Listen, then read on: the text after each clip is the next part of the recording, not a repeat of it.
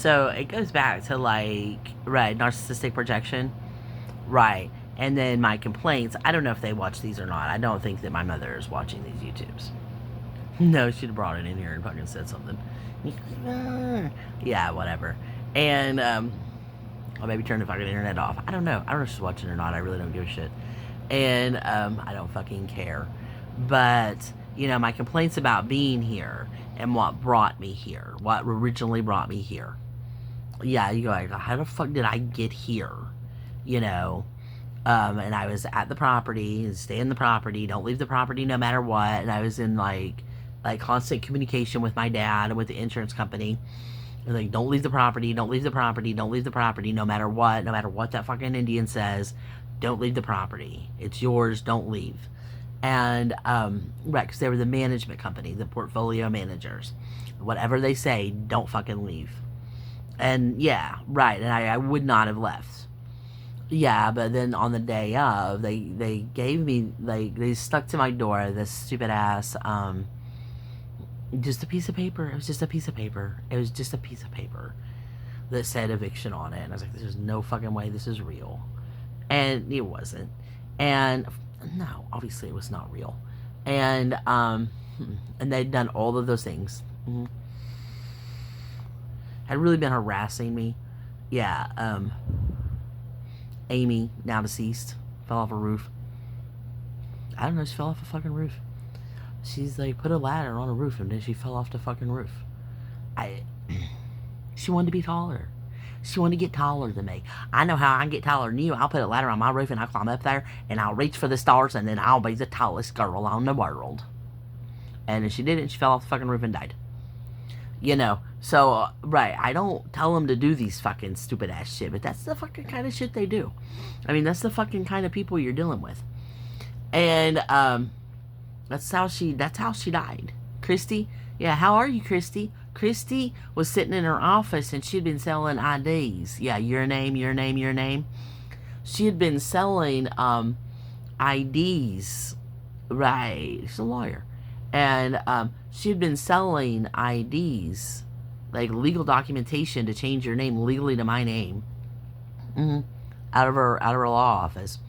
And then she was sitting in her fucking law office, and here come, you know, like feds, like clearly, like, oh shit, I'm being arrested, and yeah, because they're like a fucking right. They come up, they saw him coming up her fucking sidewalk to the door, and she pulled out a fucking gun from her desk and shot herself.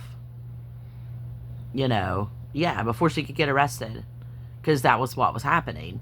Because she had made all of these IDs with my name on them, and then that allowed people to, right, make claims against, you know, my money, because she had like made all these legal documents for people, you know, to legally change their name to my name, right. And then when the, you know, when I don't know if it was the feds or just it wasn't local cops. It might have been TBI. When they came to arrest her, she like was sitting in her office, and when she saw the cops, you know, coming up toward the door, she pulled a gun out of her desk and shot herself. And that's what happened to her. Yeah. So how are you, Christy? She shot herself, and which I gotta say, like, of all of the men that have killed themselves, they all like, you know, choose drugs, right? Yeah, they'll all be like choosing drugs. And then, yeah, Christy's the only one that shot herself. Right. It seemed kind of weird to me. Because all those guys had guns and they didn't like kill themselves with their gun. They like took drugs and killed themselves. I don't know. I just a commentary on gun control, I guess. Right. The only one that killed themselves with a gun was Christy so far, I guess. Anyway, yeah, a lot of them are just killing themselves to evade prosecution. Yeah, they don't want to go to jail. They don't want to go to jail. They don't want to go to prison. I don't know. They lived like a really super luxe life off of me for all these years, you know. So I guess they just didn't want to fucking do that. Go to jail. Anyway, yeah, but that's what she did. But you know, going back to like what, like, so, you know, all of that was going on, but Dan was the one that, you know, with the forgery, and he was the one that had like direct contact with the subcontractor that removed the door. Mm-hmm. Right. Right. Told the subcontractor, and that's who said, nah, that guy said, right, that guy said that he was the manager, and he had the paperwork and said that they were the manager, and she didn't belong, and yeah, because my dad had a heart attack. Mm-hmm. So much harassment and nonstop aggravation, like just aggravating. I mean, it was just an extreme amount of aggravation, and caused my dad to have a heart attack. And when he had a heart attack, that's when they did it. Yeah. So then Dan was like, "Well, I'm acting as a representative for her diet, not a her." Right. Yeah. So, or whatever the fuck. Anyway, put me on my property. That was absolutely my property. Right. And then the next day, my dad and the mayor's like, what the fuck? Because they just fucking took the damn door off the hinges. Took my door off the hinges. Mm-hmm. Just took my door off the hinges.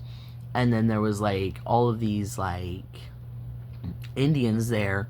I don't know, 25 or 30 Indians like flooding out of fucking vans and shit coming. Like, what the fuck?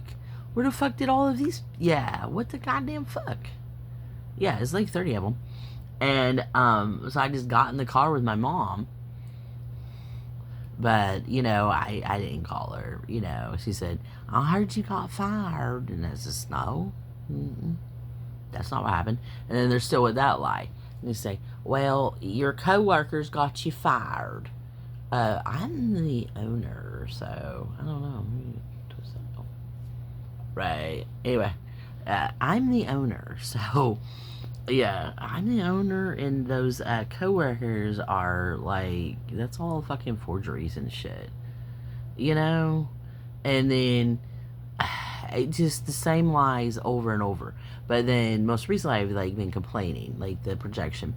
I had been complaining about like being stuck in this room. It's been like 2 years. It's been like 2 years I've been stuck in this goddamn fucking room. Just isolated in this room day in, day out. Very little contact with the outside world. Right, just these two. And they fucking talk to me like a goddamn fucking dog all the time. Like how they fucking treat me. And, right. Yeah, and then act like that I'm a burden, that that I somehow fucked up my life and that's what led me here, and they're doing me some big ass fucking favor, when I know that that's not like really the truth. If you take it at face value, that's what it looks like the truth could be, but that's not the truth. You need me to stay in the fucking game. You need me in order to do your fucking like nobody shit. So Robert's nobody, and be like nobody can save you, and nobody checked on me, and nobody's perfect, and all of that fucking nobody shit. All of those nobody puns. He's all of those nobody puns.